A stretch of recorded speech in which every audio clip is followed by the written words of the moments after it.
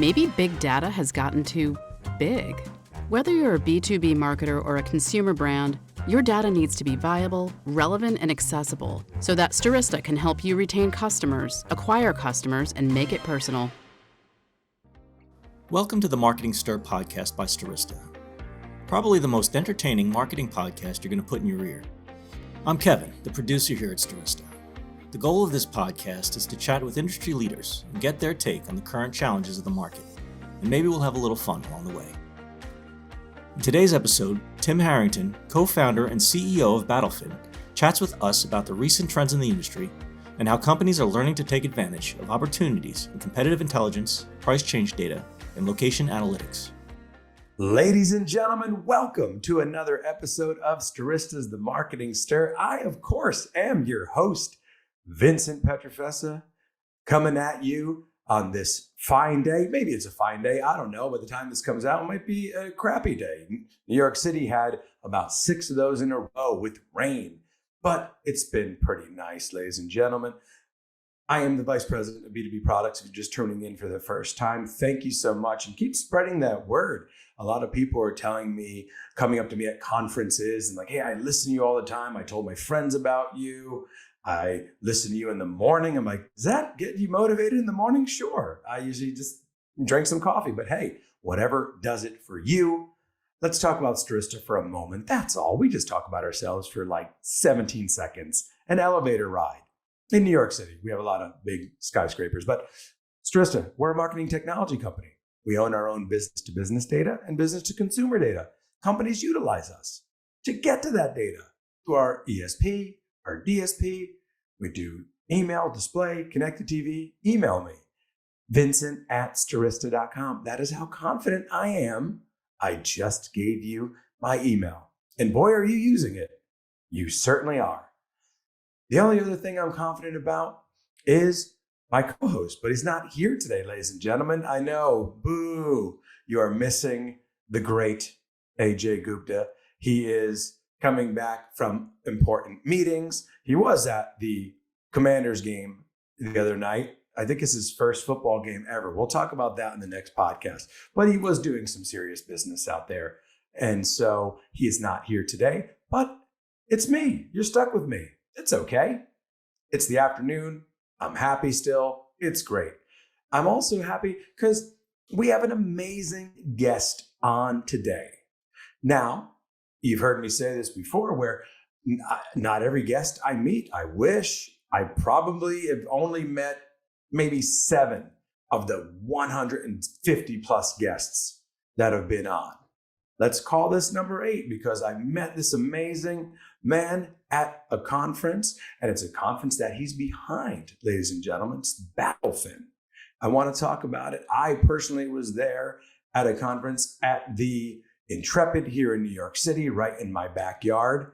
And it was actually at that conference where there were several people who said, I love your podcast. So that made me happy. And I met him. Ladies and gentlemen, a warm Marketing Stir welcome to the co-founder and CEO at BattleFin, Tim Harrington. What's going on, Tim? A little bit of everything. As you mentioned, the rain and on the East Coast, anywhere from 6 to 10 inches. So hopefully people are past that. But it was actually great to actually meet you in person. We're on the aircraft carrier, which has been obviously decommissioned, the Intrepid. We had about 800 to 1,000 people coming, together. We try to make as many connections and, give great content. And, even what you were talking about, Vincent, at the beginning, every time I hear the word data, I perk up just because, we're really focused on the data and kind of AI side of the world. So anytime we get to, meet people with that passion, as well as, kind of what we always try to do is open people's eyes to what's available with data, because, we've seen it over the last couple of years where, it's a little bit of an education in the whole process. BattleFin's about 11 years old. We've traditionally really focused on the financial services space, but now we're really moving into the corporate side where we're working with retailers, CPG, ride sharing, restaurants, and really, trying to help people not only get comfortable now that they have their own data kind of in the cloud and organized, but really to show them, the what's possible. So hopefully on this, podcast, we can go into some of the different areas that we're seeing and some of the insights, because, I think we're lucky. We wake up every day just thinking, oh my gosh, we get to be around this. We find these new solutions. We, love what we do. So the more people we can, get involved, the better. Yeah, no, and I love that you share that passion for data. I remember one of our board members, Deepak, said to me, "Is like, you seem very passionate about data," and it kind of just clicked in my head one day. I was like, you know what? Yeah, I guess I am. I've been in this industry a long time, but Tim, it's not every day that I've been to many conferences, right? I've been in many conferences for which I, had this podcast still, and I said, but I've never. Nothing has prompted me to go up to the person or people who started it and said, remember when we met, I said, you got to be on my podcast. I was like, this is, and I'm not just saying this, it was one of the most unique conferences as far as the content, the people I was surrounded by. It was great. I was fortunate to have also spoken at the conference. Our team member, Mark Traverso, shout out to Mark. He introduced me to BattleFin and to you. And it was great because not only yes, we get to speak, but I learned so much. We spoke about how certain types of data impact so many different things in this world, from investments, from the way people buy.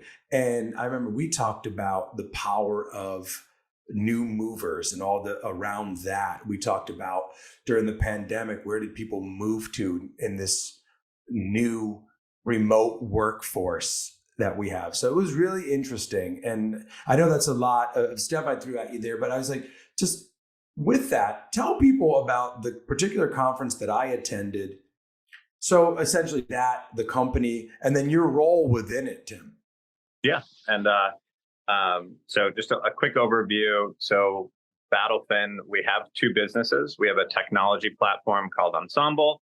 And then the other half of the business is the events, which we do about 4 events a year: New York, London, Singapore, Miami. And what we really love about the events is that's kind of where the community comes together, and it's about experiencing, new data sets. It's about making connections. Like, I'm sure everyone on the podcast gets 1,000 emails a day. When you go to something and you still have that in-person connection and interaction, those are the emails you respond to first. And, so what we do, which is a little bit different structure than I think a lot of events too, because we have content and panels in the morning that are meant to be, thought leadership, thought provoking. Like last year, there's all these data companies that were able to look at what's going on in the Ukraine versus Russia.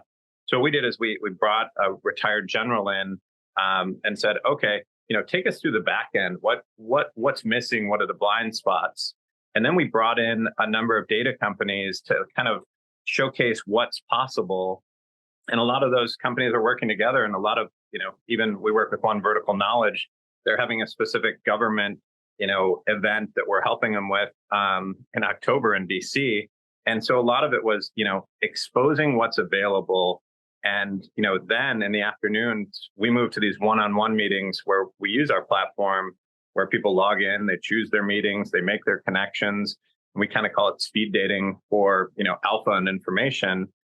Because you're really just making that connection and saying, hey, do you have something that can be valuable in my business? And like, now that we're moving into the corporate world, there's so much around competitive intelligence, fraud detection, customer journey with clickstream data. Like, where did they come from? Where are they going? Like, think about the supply chain issues everyone experienced during COVID. Like, we have 17 different supply chain companies on the platform that can help with that.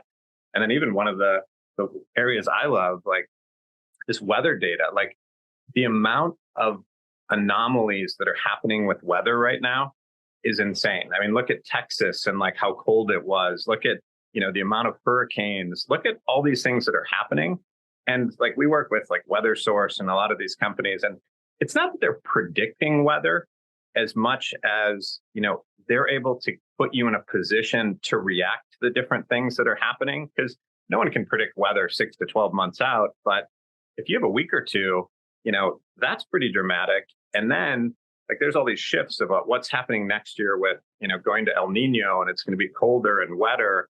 And if you're Home Depot, you like whatever, say 25% of your, March to June sales are from your garden center.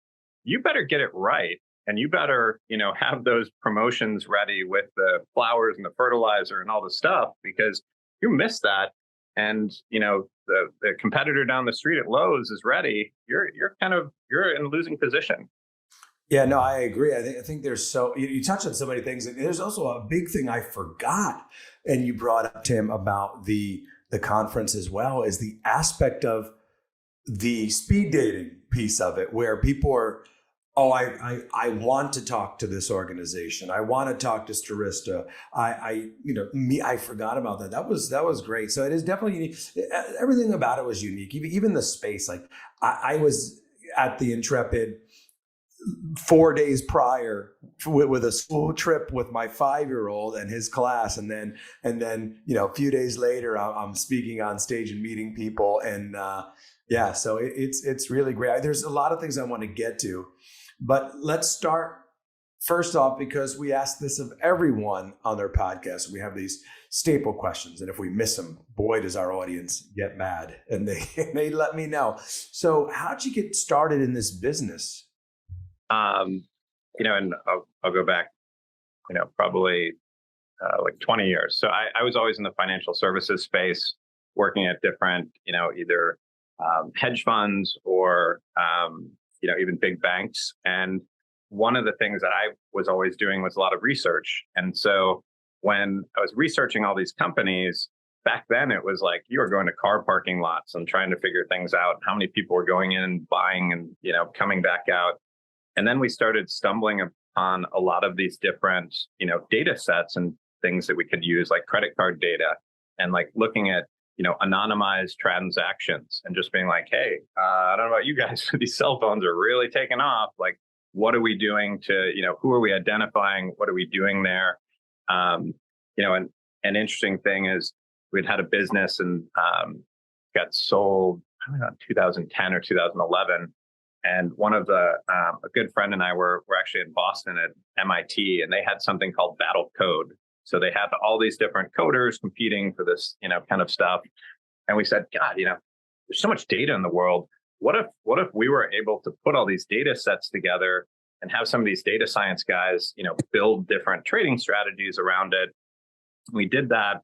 And then all of a sudden, what was interesting is people just kept coming to us being like, hey, we want access to the data, and we want to, skip all the work of organizing it and categorizing it and doing all this. And they were like, hey, we just want the platform. So we ended up, building out the platform, and, even moving from financial services to the tech world is, a hurdle in itself. So we, started having these conferences where all these data providers would come, and then all the funds would come, and PE firms and VCs.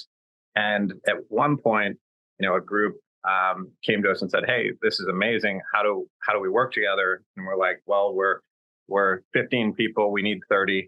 We need to raise capital. So we ended up partnering with and raising funds from a bunch of partners and groups. So Refinitiv, which is now the London Stock Exchange, Jefferies, another one, and then Amazon, and started partnering with them in a lot of different aspects. And it was just cool to see the amount of growth. Like, what you saw was, on the Intrepid with 800 people.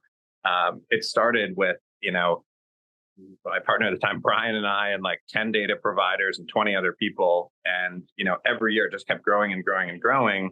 And now, what we look for is kind of these like unique spaces where we can bring people together.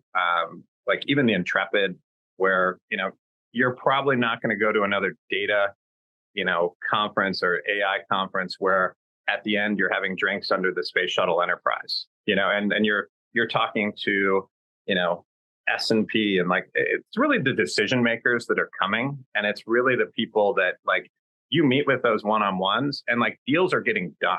Like this is like, okay, I'm not here to kick the tires. I'm here to figure out, can this supply chain, data set help me with getting, products on the shelf? Because I can't go into Christmas with anything missing. So it's really been cool to see how the financial services world benefited. And now we're looking to kind of more the retail consumer, CPG, restaurants, because there's so much data there. But it comes with its own hurdles. Like what we've found is like, in financial services, I know who the head of data strategy is at Bridgewater. We call them the phone, they come to the event, we know what they want, we connect them, we're done. When you talk to Walmart or Kohl's, or like, there's so many of these different silos, and some might be doing competitive intelligence, some might be doing, supply chain. So it's really about, is it like what we see the most traction with is like the chief marketing officers love it, like the head of data analytics. If we find someone that's like head of competitive intelligence, and we kind of open up and show them what's available, they're like, okay, where do I get it? How does this happen? Because, I think like it's one thing, a lot of retailers and a lot of corporates, they kind of know their own data. They know, what happens in like the process, like, where they're coming from, why they leave at the end. But a lot of times we can show them, we can be like, oh, okay, that's cool. Do you want to see what your competitors are doing? Do you want to see what happens there? Oh, do you want to see, have you looked at reviews, or have you looked at, what Instacart's doing? Because those are the things you should be using to stock your shelves or pick your next products, because that's what's going to make you successful. And then like we kind of and we ask for just referrals and intros, because we're like, and who covers your fraud department? Because we have ways with, some of our telco data set partners where, if they're coming in for the first time and buying a ton of stuff and that order is fake and it gets delivered to an address and they can't recall it, it's like, okay, there's a lot of money that's being left on the table by not, subscribing to these data sets, which could save a ton of money. And that's one of the other things where it was the type of conversations I was having at that event, Tim, around certain data sourcing. And I was amazed on how private equity firms use data. And the conversation where I think at one time I was talking to an owner of a sports team, and it was like pretty cool. It was like pretty cool. And it was just understanding this is how we look at data, and discovering, at least for me, one of the first times, like alternative data sources, right? So to the audience listening, how would you describe alternative data sources, and what's the importance that they have for different companies that you work with? Yeah, like, so when you think of data, there's internal data, which is, okay, here's the data that we're seeing, we're deriving, we're using. And then when we start thinking about external data or these alternative data sources, it's really, and there's about 45 different categories. So it's geolocation, it's credit card data, email receipt, employment data, review data. Like it goes on and on and on.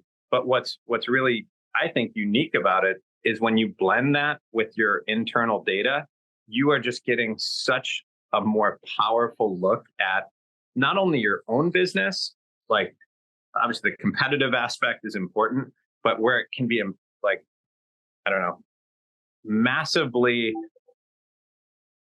important, a better word, is when you start blending them and you pull out stuff that you never had, an idea that was possible, where you're like, wait a second, we should be using this for our 2024 planning. We should be using this to, figure out the next product we're going to roll out. We should be using this for store openings. A lot of the larger companies probably do it, but like the ability for geolocation data to look at, credit card data, email receipt, and say, oh, by the way, there's a Chick-fil-A right there. You should have, like, we ran it through the real estate database. There's 4 properties down the street that are available. These are your highest probability of getting sales in the future. I mean, that to me is where like the alternative data world comes in. But where we tend to play as well is like, look, here's everything that's available. We work with a lot of the data providers to really help tell the story and come to a solution, because we're big believers that, people buy data because they want answers. They don't want to buy data like, here's an S3 bucket full of data. Okay, unless you're a quant hedge fund that has 30, PhD data scientists that are going to, poke through it. Like, people want to, have an area, and that's what we're rolling out November 2nd at this event in New York City. It's our ensemble corporate offering, which is, hey, what if you could go in, search an organized catalog, see the use cases that are available, test it, and actually be able to decide whether or not to buy it. And one of the things that we're working on now, just because we've seen it in the corporate world, is almost making that, it's a SaaS platform, making that available to the whole retailer. And because a lot of these things are so siloed, they may not even know that they already buy the data. So having these logins, and the first thing is sure, there's the catalog of all of the names, but what data sets does our company own, and what do I have access to?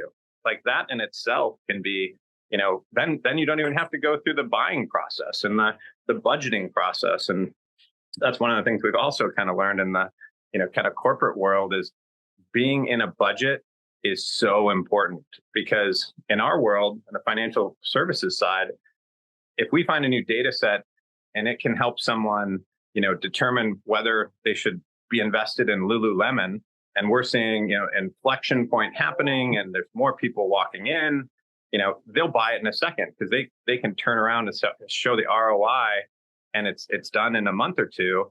In the corporate world, we have seen a little bit longer sales cycle, and a lot of it does come down to the budgeting. So even on November 2nd, a couple of the early panels are going to talk about, we're going to have some different corporate buyers that have gone through the process and said, all right, well, here's my experience, and here's how I laid out the ROI, and here's what it turned out with. Here's the money we generated, here's the time we saved, and here are the new opportunities. I'm kind of excited about that too. Yeah, no, it is very exciting, and I want to get to the November 2nd event in a moment, but I want to talk about something you mentioned earlier, Tim. BattleFin originally started in financial services, but now has shifted towards corporate data. You were just talking about it just now. What was the reason behind the shift? And what do you see as the benefits or disadvantages? Yeah, I think what happened was, it was actually our Miami event probably 2 years ago. We started seeing signups from these more corporate oriented buyers. So whether it was the Ubers or the Lyfts, they started coming, and we're like, hey, what do you suppose they're looking for here? And a lot of them wanted the competitive intelligence, and they wanted to know what was the landscape looking like and what the trends that were developing. And I thought it was kind of cool, because a lot of them, since they have their own internal data, and some of that data is publicly available and was in some of the data sets, they would actually do the testing just against their own data. And if they came back and said, wow, these guys are actually spot on, we did have a big gap in sales in San Francisco, but New York was higher. They kind of were able to validate that data, and then they'd start looking across their competitors and saying, okay, we should look at Lyft, we should look at these trends and try to learn from them. And so I think it was the advent of those people coming in and just being interested in it. And then it was also on the private equity side, a lot of private equity companies were coming in and saying, hey, it's hard to get deals out there. How can we differentiate? And how do we make our portfolio companies more valuable? And we started working with a couple on there was one example where they had a high churn rate. So by adding a couple data sets, they were able to bring churn down. That dropped to the bottom line. The company became more profitable.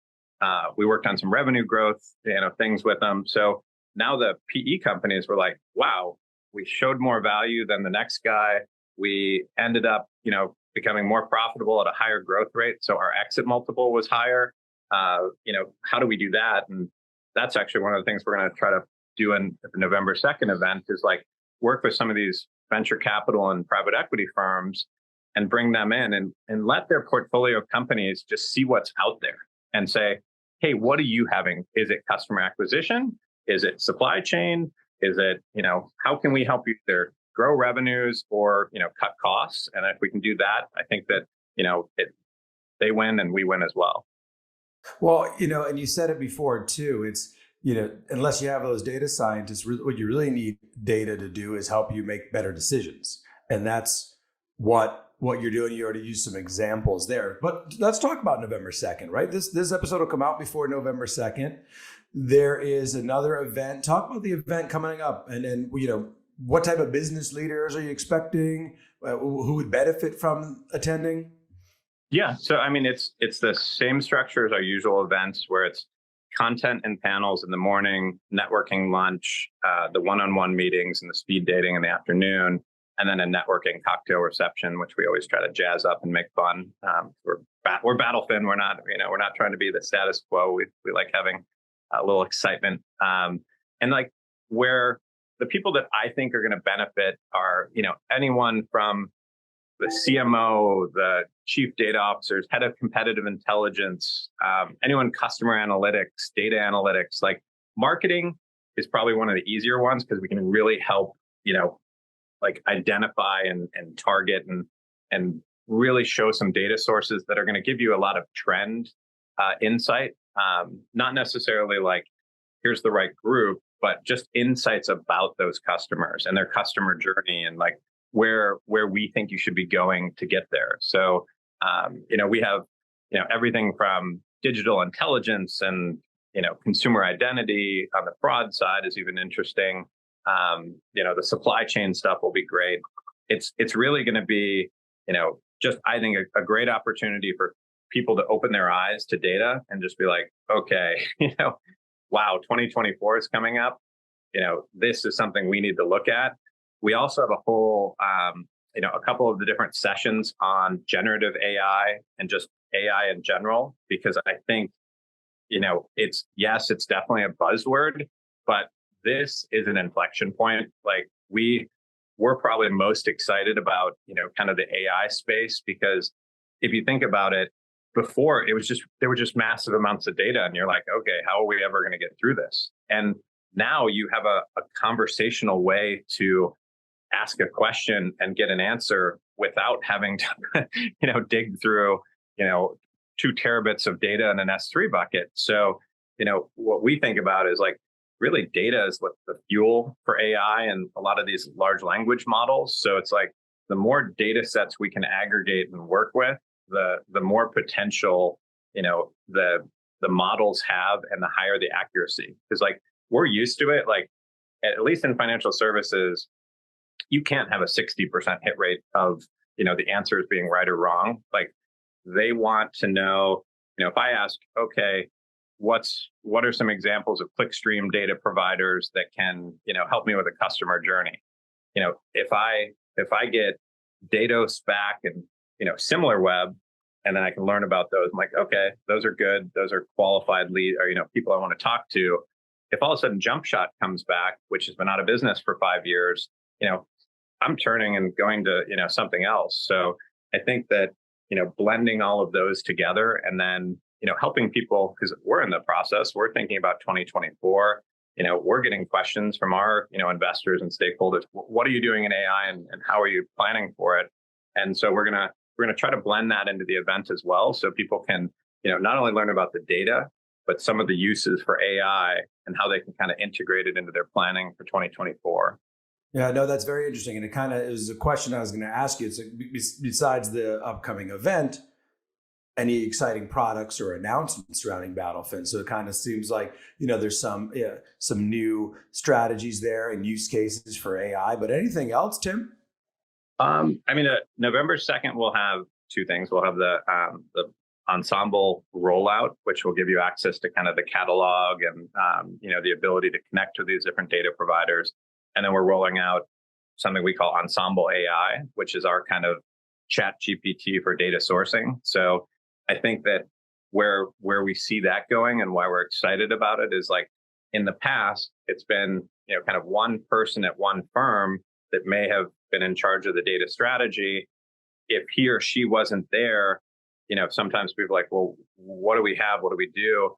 And this, generative AI, products that are coming out, I just think so amazing, because like it's the equivalent of a chat bot on every desk of every person in that firm without the cost. I mean, you can still have like the data strategy person is still going to make the decisions and the overlay, and they'll know the difference between the three different, solutions.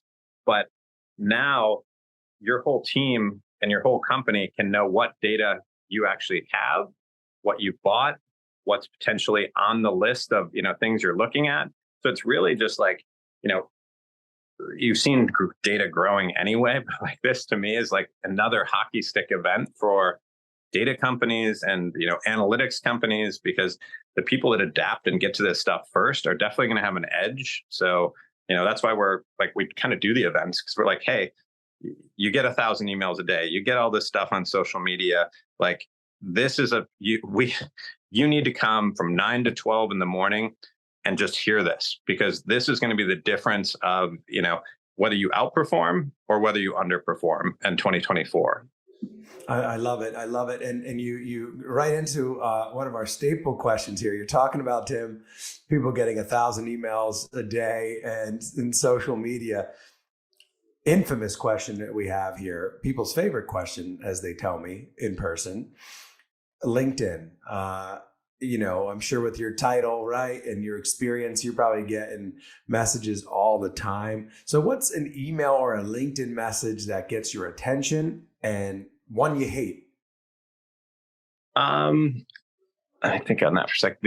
It's like actually there's 12 I hate. Yeah, it's like yeah, the ones, and we're guilty of it too, because I actually think LinkedIn is the best communication method for, at least for what we do, because you're getting 1,000 emails, you're starting to get more LinkedIn messages, but like I look at those every day, and I don't know if like the thing that works for me is maybe I'm just, attention deficit disorder. But if there's a message and it says like 3 messages on my LinkedIn, like I can't do anything until I've clicked it and figured out, are they posts, are they messages, whatever. I'm like, all right, I'm clean. Now I can go back to the rest of it's organized. I do love they have these ones on like some of even the promotions where they're like almost 3D that come through the screen. Like the one that got me recently was like a shark, kind of coming out of it.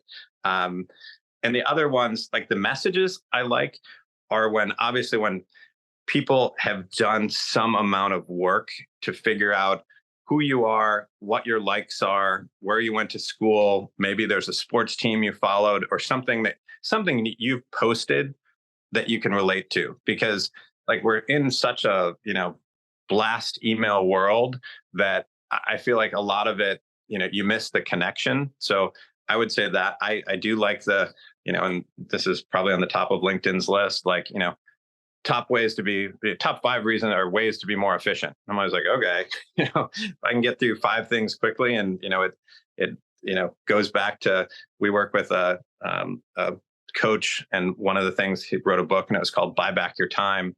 And part of it is, it's like everyone's so busy. So if you can find more ways to be efficient and get that extra half hour, get that extra hour, it's almost like I used to commute.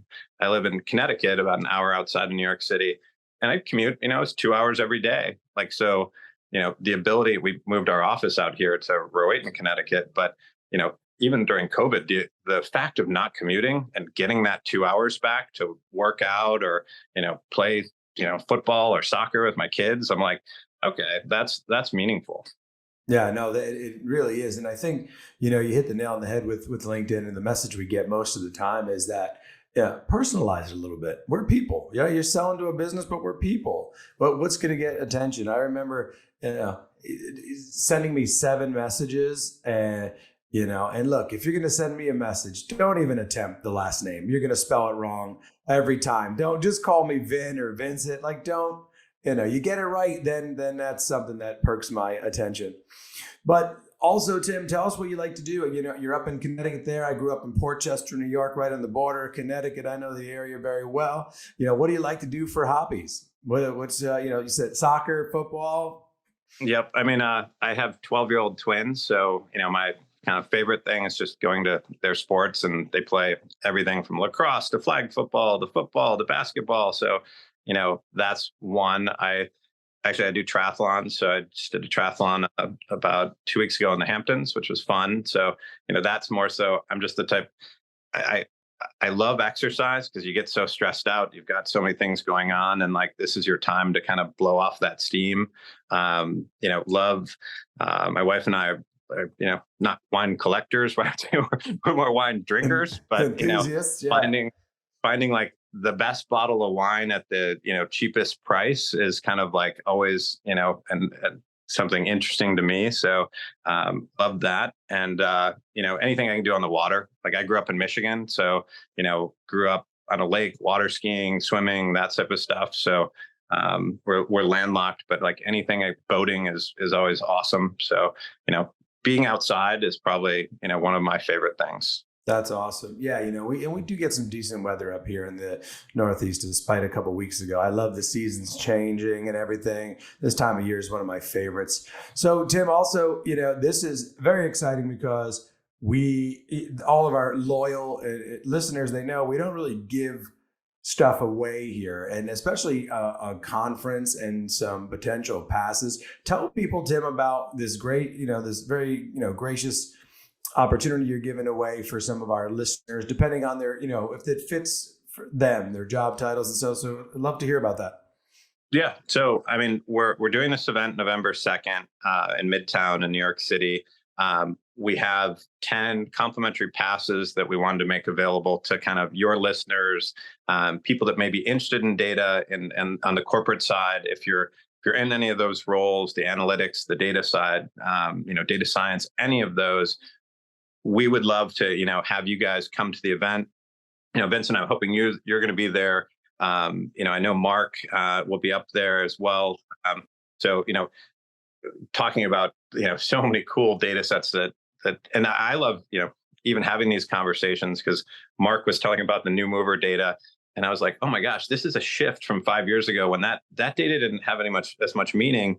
Now it's like, if you were leveraging that, even on the corporate world, you'd love it. So what we want to do is, use this opportunity. If people are interested, email us at info@battlefin.com, mention the podcast, and then, we'll Todd and the rest of the team is going to follow up, and we'd love to see you there. We're trying to get the word out. We're trying to, build this community, not only on the financial services side, but the, retail, CPG, restaurant side. So, come join us. You only really get to experience it if you're there and you see what's happening and you make those connections. So we just hope everyone will take a day and really try to come and learn. Yeah, no, it's very well worth it. And especially, I mean, listeners, let me tell you something. That's about a $500 value just to attend. So we'll also include a link, but info@battlefin.com. This has been awesome, Tim. It's great catching up with you. I hope to see you in a few weeks. Thank you so much for joining us. Check out BattleFin. Check out Tim Harrington. And again, info@battlefin.com. That's for, you said 10 complimentary passes. That's, no one ever offers that. You listen to every podcast we've had. That's amazing. That is the co-founder and CEO at BattleFin, my pal, Tim Harrington. Thank you so much, Tim. This has been another episode of The Marketing Stir. Thank you and have a great day. Thanks for listening to the Marketing Stir podcast from Stirista. Please like, rate, and subscribe. If you're interested in being a guest on the podcast, please email us at themarketingstir@stirista.com. And thanks for listening.